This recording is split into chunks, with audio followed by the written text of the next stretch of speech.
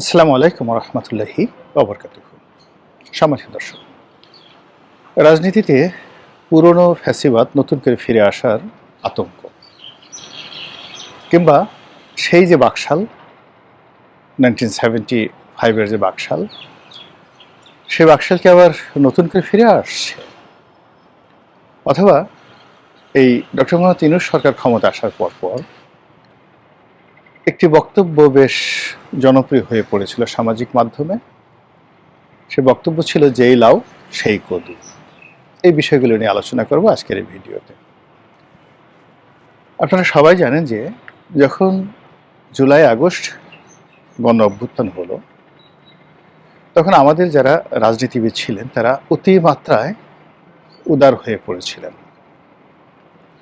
এর কারণ হলো যে এই বিপ্লব পরবর্তী ঘটনা, গণ অভ্যুত্থান, এটা রাজনৈতিক দলগুলোর জন্য ছিল একেবারেই অকল্পনীয় একটা বিষয়।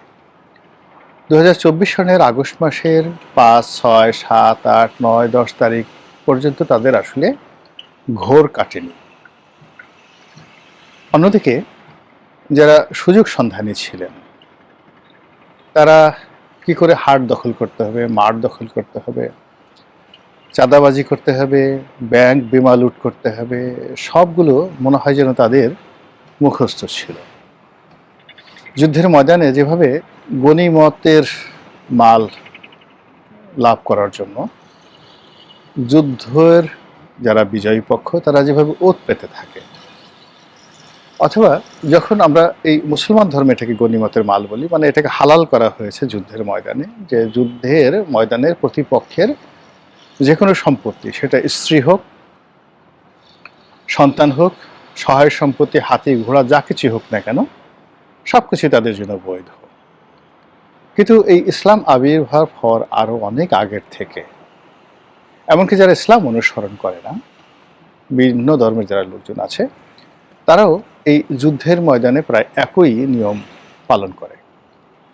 যিনি বিজয়ী হলেন তিনি মুহূর্তের মধ্যে, যিনি পরাজিত হলেন তার অন্দরমহলে ঢুকে পড়বেন, তার যদি সুন্দর স্ত্রী থাকে তাকে ভোগ করবেন, তাকে দাসী বানাবেন, তার সন্তানদেরকে মেরে ফেলবেন, পরিবারে যারা কন্যা সন্তান রয়েছেন তাদেরকে ভোগ করবেন, দখল করবেন। এটা যুদ্ধের ময়দানে একটা চিরাচরিত প্রথা।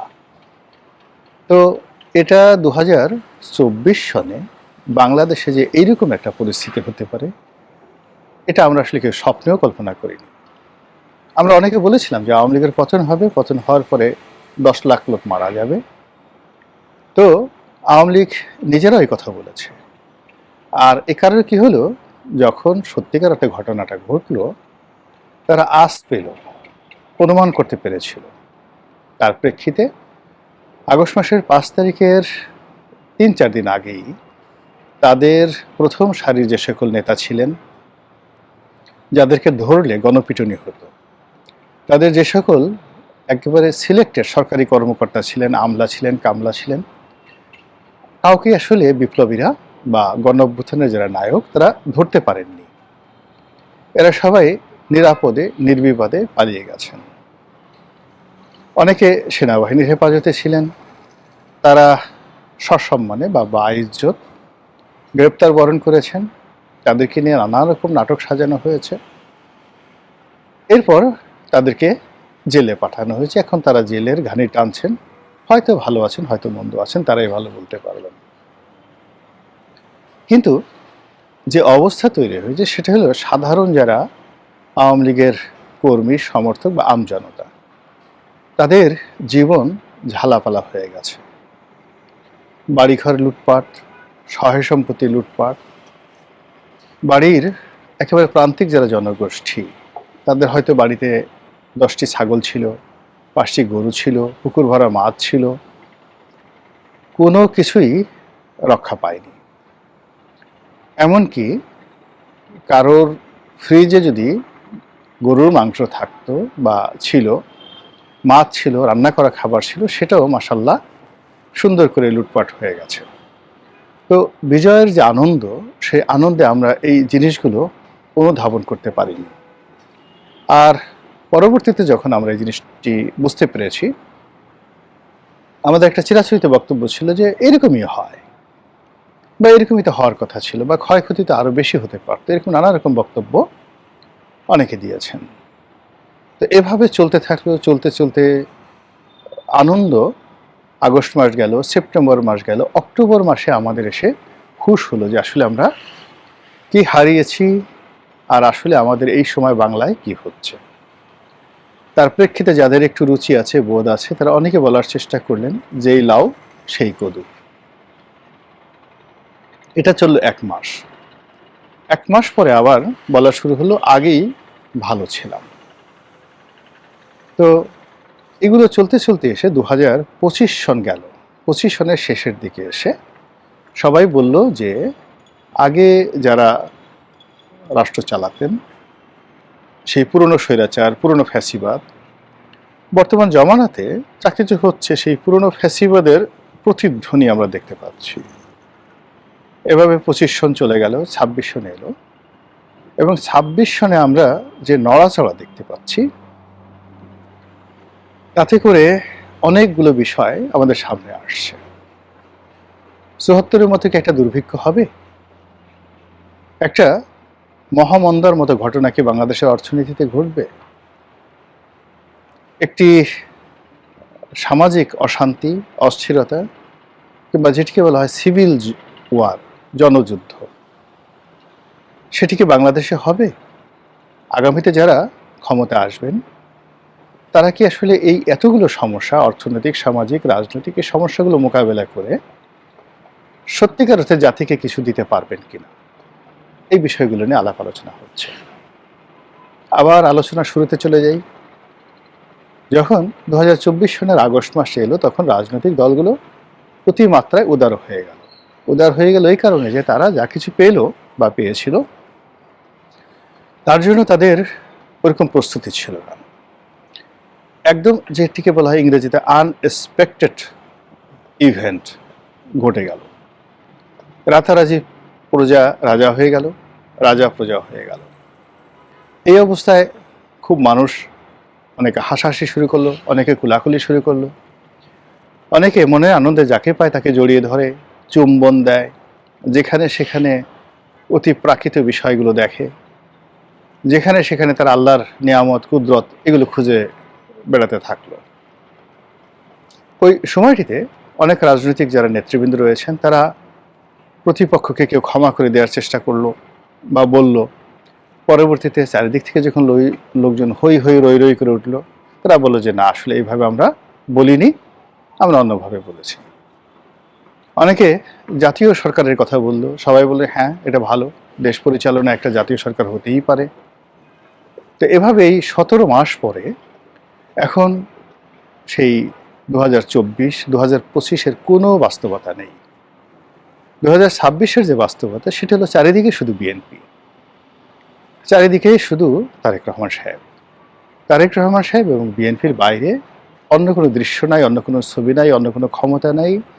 সব মানুষগুলো, সেটা মানে রাষ্ট্রের কর্তা হোক, সেটা বিচার বিভাগ হোক, ব্যবসায়ী হোক, আমলা হোক, কামলা হোক, রাজনীতিবিদ হোক,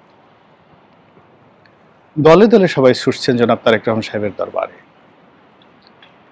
এবং তার কাছে আবেদন জানাচ্ছেন, নিবেদন জানাচ্ছেন অ্যাজ ইট ইজ, যে তিনি প্রধানমন্ত্রী শুধু নন, মানে গণতান্ত্রিক প্রধানমন্ত্রীর তো একটা লিমিটেশন থাকে। তিনি এমন প্রধানমন্ত্রী, আগামীতে যার ক্ষমতা হবে সম্রাট আকবরের মতো, বাদশাহ জাহাঙ্গীরের মতো, অথবা জুলিয়াস সিজারের মতো।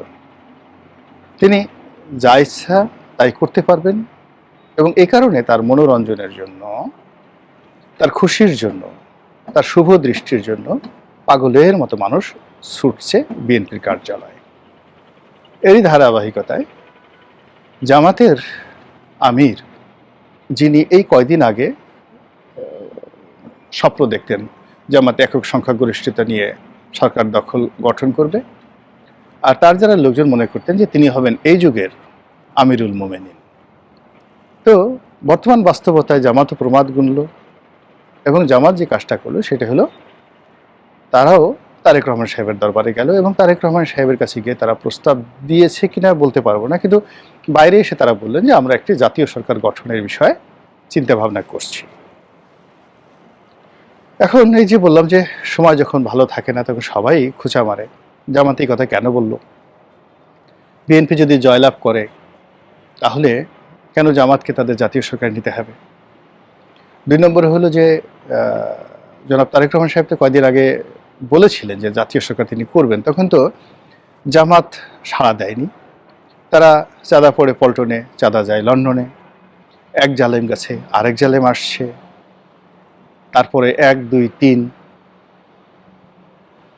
তারপরে টিনের চালে কাউয়া, তারেক আমার ড্যাশ ড্যাশ, ১, ২, ৩, ৪, তারেক রহমানের ড্যাশ মার, এই জিনিসগুলো বিভিন্ন জায়গাতে বলে কয়ে তারেক রহমান সাহেবের সর্বনাশ করার যারা চেষ্টা করেছে, এমনকি বিপদে পড়েছে বিএনপি যে এখন তাদের সঙ্গে আবার ঐক্যমতের সরকার, জাতীয় সরকার করতে হবে। এটা নিয়ে এক ধরনের আলোচনা হচ্ছে। আবার অনেকে বলার চেষ্টা করছেন একটু আগ বাড়িয়ে, যারা চেনো না, জামাত এবং বিএনপি হলো মুদ্রার এপিঠ ওপিঠ। তারা আগেও যেভাবে এক ছিল এখনও এক আছে, আর বাইরে থেকে যা কিছু দেখছো এর সবই অভিনয়। শেষমেশ দেখবে যে একটা সমঝোতার ভিত্তিতে সিট ভাগাভাগি করে এরকম একটি রেজাল্ট জাতির সামনে মানে তুলে ধরা হবে। জাতির তখন আসলে কিছু করার থাকবে না। সরকার গঠিত হবে, জামাত এবং বিএনপি আম দুধের মতো মিশে যাবে এবং একটি জাতীয় সরকার হবে। আর এই সকল কথা যারা বলছেন তাদের উত্তর অনেকে বলছেন তাহলে আর পার্থক্য রইল কি? ১৯৭৫ সনে বঙ্গবন্ধু যে বাকশাল প্রতিষ্ঠা করেছিলেন তিনি তো এই সেম কাজটাই করেছেন। তো ১৯৭৫ সনে এই কাজ করার জন্য যদি এই ভদ্রলোকের জীবন দিতে হয়, সপরিবারে তাকে মানে পৃথিবী থেকে বিদায় জানানো হয়, নির্মম এবং নৃশংস হত্যাকাণ্ডের মাধ্যমে তাকে একেবারে চিরতরে স্তব্ধ করে দেওয়ার জন্য যদি সামরিক, বেসামরিক, রাজনীতি, ব্যুরোক্রেসি সবাই মিলে একটা চক্রান্ত করতে পারে, তাহলে ২০২৬ সনে আমরা এসে একই কাজ করছি, এটা কি ঠিক হচ্ছে? এভাবেই আলোচনা চলছে। এবং যেটা বললাম ২৪, ২৫ এবং ২৬-এ এসে আপনি দেখুন রাজনীতির যে বাঁক কীভাবে পরিবর্তন হচ্ছে। মহান আল্লাহ আমাদের সবাইকে হেদায়েত দান করুন এবং হেফাজত করুন। আসসালামু আলাইকুম ওয়া রাহমাতুল্লাহি ওয়া বারাকাতুহু।